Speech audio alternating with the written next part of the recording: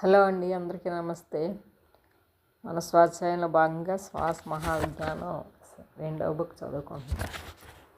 ముందుగా మీరందరూ కూడా ప్రకృతి త్రిబుల్ 8 ఛానల్ని సబ్స్క్రైబ్ చేసుకోండి. ఈ ఆడియోని షేర్ చేయండి, లైక్ చేయండి. ఓకే అండి, థ్యాంక్ యూ వెరీ మచ్. మనం ఈరోజు చెప్పుకునే టాపిక్ ఏంటంటే, ఇందులో ఏం చెప్పుకున్నా ఓన్లీ శ్వాస గురించే ఉంటామన్నమాట. ఇందులోని అద్భుత సామర్థ్యం కలిగిన ఋషులు ఏం చెప్పారంటే, మనకి ఏ ఆధ్యాత్మిక కార్యక్రమం చేసినా సరే చివరి మనం ఓం శాంతి శాంతి శాంతి అని అంటాం. వాళ్ళ ఆలోచన ఏంటంటే, దాని మీనింగ్ ఏంటంటే, మనకి బాడీస్ ఉంటాయి, 7 బాడీస్ ఉంటాయి. ఆ 7 బాడీస్లో మన 3 బాడీలకి ఓం శాంతి ఓం శాంతి ఓం శాంతి అంటాం అన్నమాట. అక్కడ ఏం చెప్తున్నానంటే, స్థూల జగత్తులో ఉన్న అశాంతి తొలగాలని మాత్రమే కాకుండా సూక్ష్మ జగత్తు కారణ జగత్తులలో కూడా శాంతిని నెలకొల్పాలని ఆ ప్రేమమైన తపన. అంటే మనం ఏంటి, physical body, etheric body, astral body, అంటే ఈ 3 శరీరాల్లో ఉన్న అశాంతి అంతా పూర్తిగా పోవాలని. అంటే స్థూల శరీరం, సూక్ష్మ శరీరం, కారణ శరీరం, ఈ 3 శరీరాల్లో ఉన్న అశాంతి అంతా పూర్తిగా పోవాలని శాంతి శాంతి శాంతి అని చెప్తారనమాట. అది ఆ గురువుల యొక్క సంకల్పం. ఫస్ట్లో వాళ్ళు తప్పించడం అది. కాకపోతే మనం ఏమి తీసుకోము. ఋషులు అందించిన సూత్రాలు మంత్రాలను ఉపయోగించుకొని ఇటు భౌతిక అవసరాలను తీర్చుకోవచ్చు, అటు ఆధ్యాత్మిక ఉన్నతి కూడా సాధించుకోవచ్చు. కాకపోతే మనం పూర్తిగా చేస్తేనే ఏదైనా, ఏదో మన అవసరం తీరిపోయింది కదా అని ఇంకా గురువు గారిని పట్టించుకోకపోవడం అలాంటివి చేయకూడదు. ఆ గురువు చెప్పినట్టు పూర్తిగా ఆచరిస్తేనే మనకి ఏదైనా జరుగుతుంది. ఇంతటి అశాంతికి కారణమైన మన బుద్ధిమాంద్యం తొలగించాలని, అజ్ఞానం తొలగి జ్ఞానజ్యోతి వెలిగించాలని అంతటి ఋషితుల్యులు మనకి గాయత్రి మంత్రాన్ని అందించారు. దీనినే మరింత సూక్ష్మీకృతం చేసి అజప గాయత్రి రహస్యాన్ని తెలిపారు. అంటే మన శ్వాస యొక్క రహస్యాన్ని తెలిపారు అని అర్థం. అంతటి మహానీయులకు మనం మనస్ఫూర్తిగా ప్రణామాలు అర్పించుకుంటూ సద్బుద్ధిని ప్రసాదించమని, గాయత్రి శక్తి శ్వాసేనని గుర్తెరిగి దాని వైపు మన దృష్టిని మరల్చాలి. అలా చేయబుద్ధి కాలేదు, ఎలాగ చేయబుద్ధి కాలేదు అనేసి మనం అనుకోకూడదనమాట. ఇప్పుడు మామూలుగా మన బుద్ధి సరిగా లేకపోతే ఏంటి, నా బుద్ధి బాగాలేదు అనుకుంటాం. సో ఆ బుద్ధి యొక్క ప్రాధాన్యత మనకి గాయత్రి మంత్రం జపిస్తే వస్తుందన్నమాట. మనం ఎంత గొప్ప సాధనలు, పూజలు, వ్రతాలు, నోములు చేయాలన్నా సరే ముందు మనం బుద్ధిని సన్మార్గం వైపు ముందుంచాలన్నమాట. మన బుద్ధి మార్చుకుంటేనే అంతా అంటారు కదా, సృష్టి ఎప్పుడు ఒకలాగే ఉంది, కాకపోతే మన దృష్టి మనం మార్చుకోవాలి. అలాగే మన బుద్ధిని మార్చుకుంటేనే మనకు అన్ని సిద్ధులు కూడా లభిస్తూ ఉంటాయి. దీన్నే మన ఆధ్యాత్మిక యొక్క ప్రధాన నియమంగా గుర్తించాలి. ఇంతకుముందు మనం తెలుసుకున్నట్లు స్పిరిచువాలిటీ ఈజ్ ఎ సైన్స్. అంటే స్పిరిచువాలిటీ అన్నది ఒక సైన్స్. విద్యుత్ అంటే కరెంట్ నియమాలు పాటించకపోతే, అది మనం సరిగా ఉపయోగించుకోలేకపోతే మనకి అలాగే కరెంట్ షాక్ కొడుతుంది. అలాగే మనం కూడా ఈ ఆధ్యాత్మికతను మట్టుకు చాలా చక్కగా ఉపయోగించుకోవాలి. మనం మన కర్మకాండను కానీ లేక సాధనను కానీ చేపట్టాల్సి ఉంటుంది. అప్పుడు జయప్రదంగా పూర్తి చేయగలం. అంటే దేనికైనా సరే ఒక పద్ధతి అంటూ ఉంటుంది. ఈ పద్ధతి ప్రకారం వెళ్తేనే దాంట్లో విజయం సాధించగలం. అలాగే ఆధ్యాత్మికతలో కూడా ఒక్కొక్క మెట్టు ఎక్కుతుంటూ ఉండాలి. అలాగైతే మనం పూర్తి రిజల్ట్ అనేవి పూర్తిగా వస్తాయన్నమాట. ఇంతకుముందు మనం తెలుసుకున్నట్టు ప్రకృతికి అనుగుణంగా జీవించడమే ఆధ్యాత్మికత.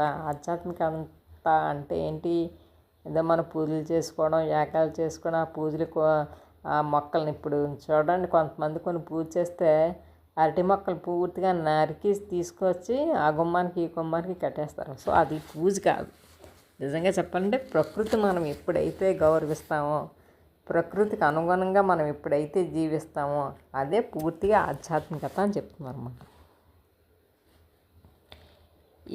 ఈ సూత్రానికి వ్యతిరేకంగా మనం ఏదైనా చేసినా సరే అది ఆధ్యాత్మికతలో ఎప్పుడూ కూడా సత్ఫలితాలు ఇవ్వదు. అందుకే అందరూ అంటారు కదా, అందరూ బాగుండాలి, వారితో పాటు నేను ఉండాలి అంటారు కదా. ఇది ప్రకృతి సహజమైన ఆలోచన. ఈ మాదిరిగా మన మానసిక స్థితి ముంచుకుంటూ ఏ స్తోత్రపారాయణం చేసినా, ఏ దీక్ష, ఏ సాధన ఏం చేసినా కూడా 100% రిజల్ట్ వస్తాయి. ఎప్పుడు మన మనసు బాగున్నప్పుడు, మన బుద్ధి బాగున్నప్పుడు, అందరూ బాగుండాలి, అందులో నేను ఉండాలి అన్న విషయం మనం గుర్తించినప్పుడు మనం ఏ సాధన చేసినా సరే దాని రిజల్ట్ బాగుంటుంది అన్నమాట. అంతేగాని అలా కాకుండా నేను మాత్రమే బాగుండాలి, నా పొలమే బాగుండాలి, నా పొలానికి నేను ఉండాలి, మిగతా వాళ్ళు వెళ్ళకపోతే నాకెందుకు, మా అబ్బాయికి ఉద్యోగం రావాలి, మా అమ్మాయికి మంచి సంబంధం కుదరాలి, ఇంట్లో అత్త ఆడబాసులు ఎవ్వరు ఉండకూడదు. సో ఇలాంటి పిచ్చి పిచ్చి కోరికలు అన్నీ కోరకూడదు అనమాట. అంటే మిగతా వాళ్ళందరూ ఏమైపోతే ఏమిటి, నాకు బాగుండాలి, నేను బాగుండాలి అన్న స్థితిలో ప్రకృతి విరుద్ధంగా కోరకూడదు ఎప్పుడు. వాటిని తీర్చడానికి మనకి ఏ గురువులు దేవతలు ఏమీ రారు, వాళ్ళకి అంత తెలియదా. అలాంటి కోరికలు ఎప్పుడూ కోరకూడదు. దేనికైనా సరే బయట పరిస్థితుల్లో లేక ఇతరులతో కారణం కాదు, మన్నిటికీ కూడా కారణం మనమే అనుకుంటాం. వాళ్ళ వల్ల నేను ఎలాగైపోయాను, వాళ్ళు నాకు అడ్డొచ్చారు, అందుకే నేను అసలు ఎదగడం మానేశాను, నా జీవితం ఇలా తయారైంది. సో ఇలాంటివన్నీ అనుకోకూడదు. దేనికైనా సరే మన మంచికైనా చెడ్డకైనా మనమే కారణం. You create your own reality అంటారు. అదే మరి ఆధ్యాత్మిక సీత మహానుభావుడు చెప్పారు కదా, you create your own reality. అలాగే నేను చిన్నప్పుడు బుక్లో మా నాన్నగారు చెప్పేవారు ఏంటి, if you good at in your heart nature will also cooperate. అంటే మన మనసులో మంచితనం ఎప్పుడైతే ఉందో మన చుట్టూ ఉన్న పరిస్థితులన్నీ కూడా మనకు సహాయం చేస్తాయి అని చెప్పారన్నమాట. అలాగే ఆచరణ లేని జ్ఞానం కానీ, జ్ఞానం ఉండి ఆచరణ లేకపోయినా ఎందుకు పనికిరావు. ఏదైనా సరే ఆహారం, ఆలోచన, ఆచరణ, ఆ 3 మారాలి. ఎందుకనే ఆచరణ లేకపోతే ఆ జ్ఞానం వేస్ట్. జ్ఞానం ఉన్నా సరే ఆచరించకపోయినా వేస్ట్ అనమాట. ఆచరణ ఉండాలి, అట్ ది సేమ్ టైం ఆచరణ చేస్తేనే మనకు జ్ఞానం వస్తుంది. మనకు తెలుసుకున్న ఏదైనా పుస్తకాల్లో చదవడం, ఎక్కడ వినడం వల్ల సరే ఏదైనా జ్ఞానం వచ్చిందనుకోండి, ఆ జ్ఞానాన్ని మనం ఆచరించగలగాలి. ఇప్పుడు ఏదైనా ఇక ఏది పురాణాల్లోనూ ఎక్కడైనా ఏదైనా చదివామనుకోండి, మంచి విషయాలు చదివామనుకోండి, ఎప్పుడు సత్యంతోనే ఉండాలి అని ఏదైనా చదివామనుకోండి, సత్యంతోనే ఉండాలంటే ఎప్పుడు సత్యమే చెప్పాలి, ఎప్పుడు అబద్ధం ఆడకూడదంటే అబద్ధం ఆడకూడదు అనమాట. సాధ్యమైనంత వరకు తగ్గించుకుంటూ ఉండాలి. ఇదే పురాణాలు ఇది కూడా చెప్పారు ఏంటి, ధన విత్త మాన భంగమందు బంక వచ్చునకము అతిశ స్వల్ప అని భాగవతంలో ఉంటుంది ఒక శ్లోకం. అంటే ధనం పోయినప్పుడు, అలాగే మన విత్తం అన్నా కూడా డబ్బే, అలా డబ్బు పోయినప్పుడు, మానభంగం అంటే మన గౌరవానికి భంగం వచ్చినప్పుడు, అలాంటప్పుడు బొంక వచ్చు, అలాంటిది ఏం తప్పు లేదు. అంటే చూడండి అంటారు కదా, ఆపద్ధర్మంగా అబద్ధం ఆడొచ్చు అనేసి. అలాంటి ఆపద్ధర్మంలో అయితే కొంచెం ఎక్స్క్యూజ్, కానీ మిగతా అప్పుడు మటుకు ఎప్పుడు సత్యంలో ఉండడానికే ప్రయత్నించాలి అని చెప్తున్నారనమాట ఇక్కడ.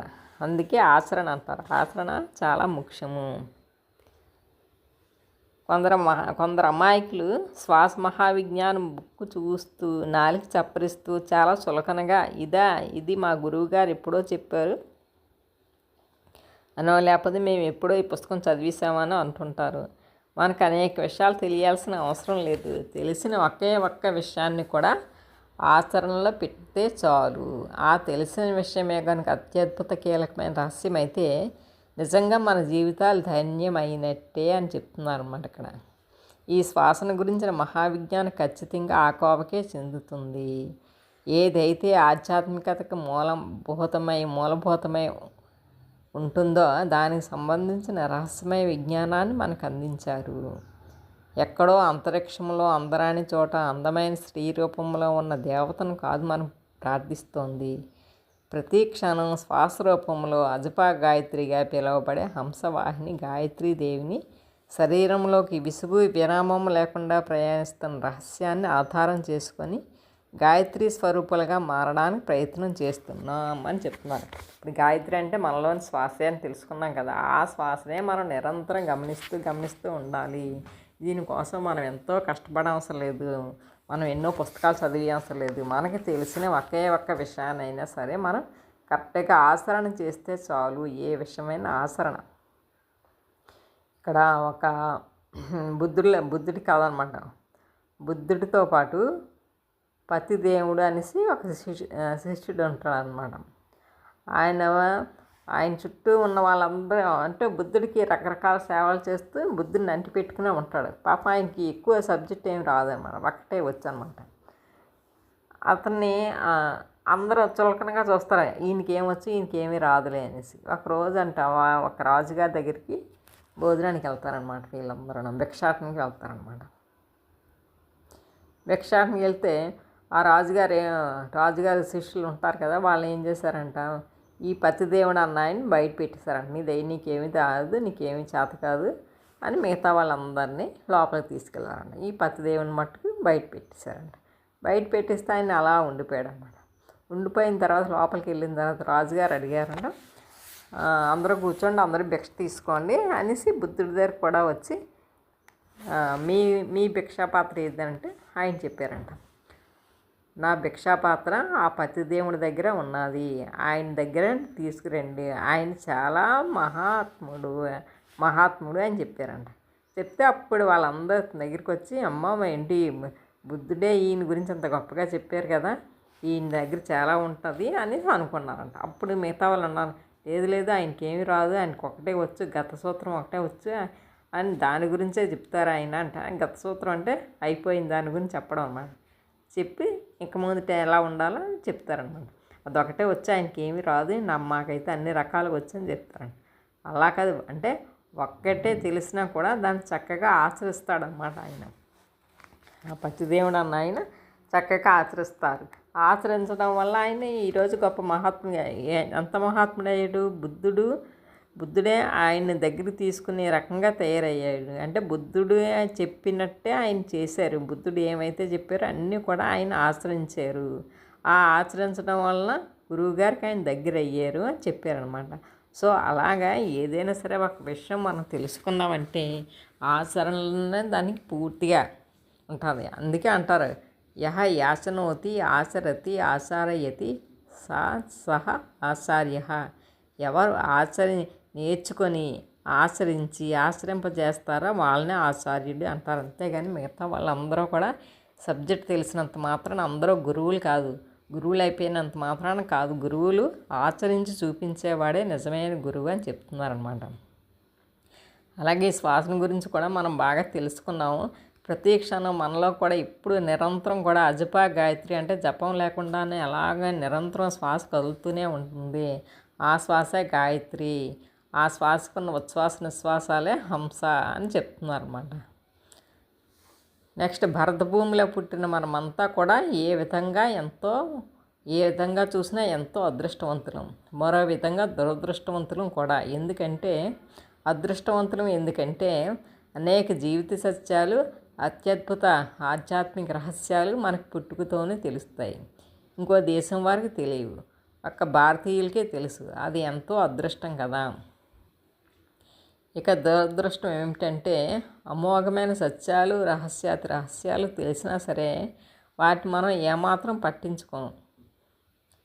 అనేక మంది ఋషులు రకరకాల సందర్భాలలో మన యొక్క సమస్యల నుంచి, కష్టాల నుంచి విముక్తి పొందేట్టు చేయడానికి వారిచ్చిన సూచనల్ని, సలహాలని మనం అసలు వాడుకోము. ఆచరణ శూన్యం ఇదనమాట. మనకు అన్నీ తెలిసినా ఏమీ చేయలేని స్థితి అనమాట. అంటే మన భారతీయులకి అన్నీ తెలుసు, పురాణాలు, ఇతిహాసాలు అన్నీ భారతదేశంలో ఉన్నాయి. ప్రపంచం ముందుకెళ్ళడానికి కావలసినవి అన్నీ ఉన్నాయి భారతదేశానికి. కాకపోతే భారతీయుల్లో ఆచరణ మట్టుకు లేదు. అందుకే ఫారినర్స్ అందరికీ ఇండియా అంటే చులకన అనమాట. ఆ దౌర్భాగ్యంతోనే మనం అందరం ఉన్నామని చెప్తున్నారన్నమాట. 1970-72 ప్రాంతాల్లో బాంబేలో వీటీ స్టేషన్ దగ్గరలో జరిగిన ఒక సంఘటన బ్రిడ్జ్ పత్రికలో ప్రచురించారు. ఆ టైంలో అన్నమాట. ఫుట్పాత్ల మీద నివాసాలు ఏర్పరచుకుని జీవనం సాగిస్తున్న కొంతమంది బిచ్చగాళ్ళను ట్రాఫిక్ అంతరాయం కలుగుతోందని వేరే ప్రాంతానికి తరలిస్తూ ఉన్నప్పుడు వీటీ స్టేషన్ దగ్గరలో రోడ్ల పక్క పేవ్మెంట్ మీద తన నివాసంలో సహజ మరణాన్ని పొందిన ఓ బిచ్చగాన్ని కార్పొరేషన్ వాళ్ళు శ్మశానానికి తరలించే సందర్భంలో ఆ బిచ్చగాడు రోజు వాడే బొంతలాంటి వాటిల్లో 3 పాస్బుక్స్ 3 రకాల పేర్లతో 3 రకాల బ్యాంకుల్లో ఒక్కొక్క అకౌంట్లో ₹1,00,000 పైగా డబ్బు ఉన్నట్లుగా తెలుసుకున్నారు. బ్యాంకుల్లో అంత డబ్బు మూలుగుతున్నప్పటికీ కూడా ఆ బిచ్చగాళ్ళ దరిద్రంలో అలమటిస్తూ తిరుగుతుంటారు. అంతే, కొంతమంది అంతే, ఉన్నా సరే ఖర్చు పెట్టుకోలేరు, తినలేరు, ఉండలేరు. ఋషి సంతతి అయిన మన పూర్వీకులను ఋషుల సత్తా మర్చిపోయాం. మహారాజులు కూడా ఈర్ష్య అసూయలు కలిగించే విధంగా అత్యున్నత స్థాయిలో ఉండేవారు. విశ్వామిత్రుడంతటి రాజు వశిష్ఠాశ్రమానికి వచ్చి ఆ ఋషి ఆతిథ్యాన్ని స్వీకరించి మునిపెన్నడూ కనీ విని ఎరుగినటువంటి అమృతాన్ని ధిక్కరించేటటువంటి ఋషులతో మహారాజులు సైతము ప్రదర్శించాలని అతిథి సత్కారాలను పొంది ఈర్ష్యాసూయలకు లోనయ్యాడు. మా ఇండియన్స్ ఉన్నది అదే, ఈర్ష్యాసూయ అనమాట. ఈ రెండు జయిస్తే కానీ ఎవ్వరూ ముందుకు వెళ్ళలేరు. ఇక్కడ విశ్వామిత్రుడు వశిష్ఠుడు కథ చెప్తున్నాడు. వశిష్ఠుడిని చూసి విశ్వామిత్రుడు అసూయ పడ్డాడనమాట. అంతటి సమర్థ ఋషులున్న ఋషిపుంగవులు ఎన్నో పురాణ ఇతిహాసాలలో మనం చూస్తూ ఉంటాం. వారికి ఇంకో లక్షణం కూడా ఉంది. సత్యవాక్ పరిపాలకులు. వాళ్ళు అబద్ధమాడరు. ఒకవేళ వాళ్ళు అబద్ధమాడని అదే నిజమవుతుంది. అది వాళ్ళకున్న వాక్శక్తి. ఇక్కడ వాక్శక్తి గురించి అంటే ఋషుల యొక్క వాక్శక్తి ఎంతటి ప్రతిభావంతమైంది, ఎంతటి ప్రభావం చూపిస్తుంది వాక్శక్తి అని చెప్తున్నారు అన్నమాట. అంతటి శక్తిశాలులే నేడు అశ్రునయనాలతో మనల్ని ప్రాధాయపడుతున్నారంటే కాల వైపరీత్యమా, వారి అసక్తత రెండు. అంటే అంత ఋషి సాంప్రదాయంలో ఉన్న మనుషులు కూడా ఈరోజు జనాలు చూసి భయపడిపోతున్నారు అనమాట. మన తెలివితేటలను చూసి భయపడిపోతున్నారు. అంటే అంత శక్తివంతమైన ఋషులు ఉన్న జీవితం అన్న భరతభూమి మంది అయినా సరే ఈరోజు ఎలా ఉన్నారు? ఎందుకంటే మనలో ఆచరణ లేక మానవుడు తన కూర్చున్న కొమ్మనే నరుక్కోవడంతో మొదలెట్టి జాతి యావత్తు మనుగడ సాగిస్తున్న పృథ్వీని సైతం మార్చి మసి చేయబడుతున్న అమాయకపు చేష్టలకు ఆధునికం అని పేరు పెట్టుకొని కరుగుతో తలదొక్కుంటున్నారు. సో మనందరం కూడా ఆధునికం, మోడ్రన్ అనుకొని పాతకాలం నాటి విషయాలన్నీ మర్చిపోయాము. ఋషులు ఎప్పుడో ప్రాచీన కాలంలో చెప్పినట్టు విషయాలన్నింటినీ మర్చిపోవడం వల్ల నేడు ఈ పృథ్వీగ్రహం అంటే భూగ్రహం ఎలా ఉంది అనేసి చెప్తున్నారు అనమాట. అందుకనే సూక్ష్మ శరీరధారులైన ఋషులందరూ కూడా ఈ భూగ్రహాన్ని సంరక్షించేందుకు వారి ప్రయత్నాల్లో ఉన్నారు. అంతటి సూక్ష్మ శరీరధారులకు మనబోటి స్థూల శరీరధారులు ఇలాంటి విపత్కర పరిస్థితుల్లో సహాయం అందించడం ఎంతో అవసరం. వారి ఆవేదనను అర్థం చేసుకొని వారి ప్రణాళికలో భాగం పంచుకునేందుకు స్థూల శరీరధారులమైన మనం తగిన పాత్రత సంపాదించుకొని మన సమస్యతను వ్యక్తం చేయాలి. మహాకాలుడు కొంగు చాచి అర్థిస్తున్నది కూడా సరిగ్గా ఇదే. యుగ సైనికులు కావాలని ఎన్నో ఏళ్ళు గురుదేవులు పండిత శ్రీరామశర్మ ఆచార్యుల వారు తప్పించిపోయిన సంగతి ఏ కొద్ది మందికో తెలుసు. ఈ సందర్భంగా గురుదేవులు మనం ఎన్నో జన్మలుగా ఎదురు చూసిన శుభ సమయం ఆసన్నమైంది. ఈ పృథ్వీపై స్వర్గావతరణ అనే మహత్కార్యంలో ఋషుల ప్రణాళికలో మనము భాగం పంచుకొని అపూర్వ అవకాశం లభించింది. ఇలాంటి అరుదైన సందర్భాల్లో మమ్మల్ని ఉపయోగించుకోండి అని అప్పుడు మీకు సహాయపడతామని జగద్గురువుకు వాగ్దానం చేశాము. ఆ ఇచ్చిన మాట మేరకు మనం ఇప్పుడు గురువులు ఋషులు పనులు చేయాలి. మనమంతా కుల మత జాతి విచక్షణ లేకుండా కలిసికట్టుగా ఒకే లక్ష్యానికే పనిచేయాలి. భగవంతుని అవతారమైన 10వ కల్కి అవతారం ప్రకటీకరణ ఆసన్నమైంది.